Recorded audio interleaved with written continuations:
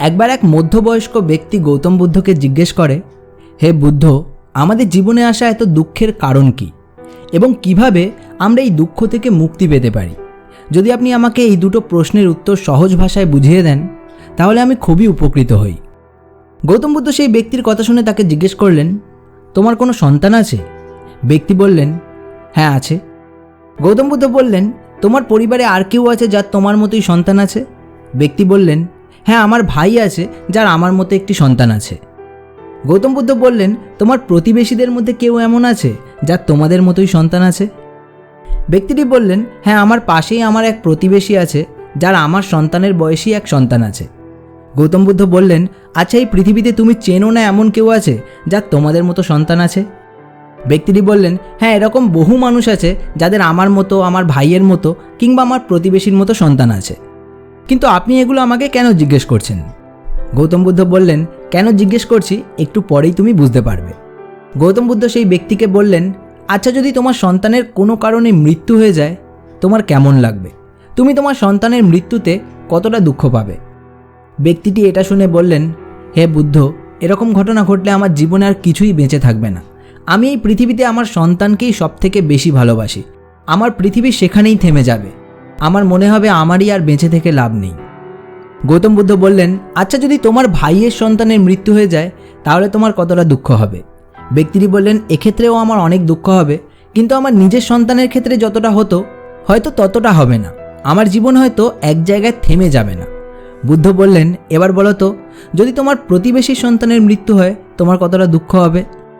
ব্যক্তিটি বললেন, এক্ষেত্রেও আমার দুঃখ হবে, তবে আমার বা আমার ভাইয়ের ক্ষেত্রে যতটা হতো ততটা হবে না।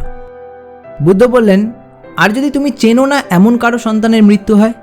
ব্যক্তিটি বললেন, হে বুদ্ধ, তাহলে আমার কোনো দুঃখই হবে না, কারণ সম্পূর্ণ পৃথিবীতে এরকম বহু মানুষের মৃত্যু প্রতিক্ষণে হচ্ছে যাদের আমি চিনি না। যাকে আমি চিনি না তার সন্তানের মৃত্যুতে আমার দুঃখ হবে না। গৌতম বুদ্ধ এবার সেই ব্যক্তিকে বললেন, এবার তুমিই বলো, আমাদের দুঃখ পাওয়াটা কিসের ওপর নির্ভর করে? ব্যক্তিটি কিছুক্ষণ ভেবে বললেন, আমাদের দুঃখ পাওয়াটা এটার ওপর নির্ভর করে যে আমরা কাকে কতটা ভালোবাসি এবং কাকে কতটা নিজের মনে করি। গৌতম বুদ্ধ বললেন, একদম ঠিক বলেছ। এর সাথে তিনি সেই ব্যক্তিকে আরও বললেন যে, আচ্ছা, তুমি যদি তোমার সন্তানকে সমুদ্রের ধারে ঘুরতে নিয়ে যাও আর সে সেখানে বালি দিয়ে একটা ঘর তৈরি করে এবং সমুদ্রের ঢেউ এসে সেই ঘরকে ভেঙে দিয়ে যায়, তাহলে তোমার সন্তান কি করবে বলে তোমার মনে হয়? ব্যক্তিটি বলল, আমার সন্তান তখন কষ্ট পাবে, হয়তো কাঁদবেও। গৌতম বুদ্ধ বললেন, তুমিও কি তোমার সন্তানের সঙ্গে তখন কাঁদবে? ব্যক্তিটি বলল, না, আমি কেন কাঁদব? বুদ্ধ বললেন, আচ্ছা, কেন তুমি কাঁদবে না আর তোমার সন্তান কাঁদবে?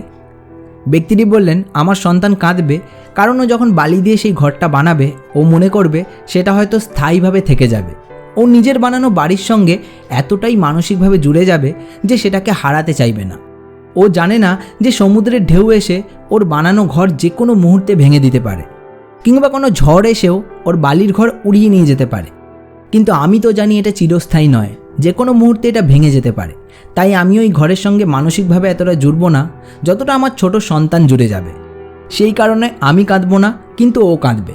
আমি কষ্ট পাবো না, কিন্তু ও কষ্ট পাবে। গৌতম বুদ্ধ হেসে বললেন, এবার আশা করি তুমি তোমার প্রশ্নের উত্তরও পেয়ে গেছো।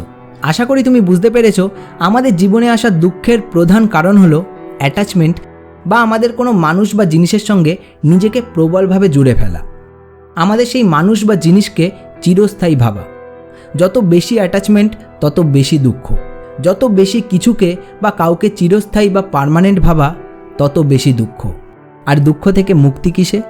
ওই বালির ঘরটার মতোই কোনো কিছুকেই পার্মানেন্ট বা চিরস্থায়ী না ভাবা। এটা ভেতর থেকে বুঝতে পারা যে পরিবর্তনই আমাদের জীবনের সবচেয়ে বড় সত্যি, যেটা অবশ্যম্ভাবী, আজ নয় কাল হবেই। তাই আমরা যখন এটা বুঝে যাব যে কোনো কিছুই চিরস্থায়ী নয়, সব কিছুকেই একদিন আমাদের ছেড়ে যেতে হবে, সেটা মানুষ হোক, বস্তু হোক, সময় হোক, কিংবা আমাদের মনের মধ্যে চলা কোনো অনুভূতি হোক, সব কিছুই একদিন বদলে যাবে। কোনো কিছুই আমাদের কাছে সারা জীবন থাকবে না। আমরা যেদিন থেকে এটা বুঝে যাব, দুঃখও আমাদের আর ধরে থাকবে না। আস্তে আস্তে দুঃখও আমাদের জীবন থেকে দূরে চলে যাবে।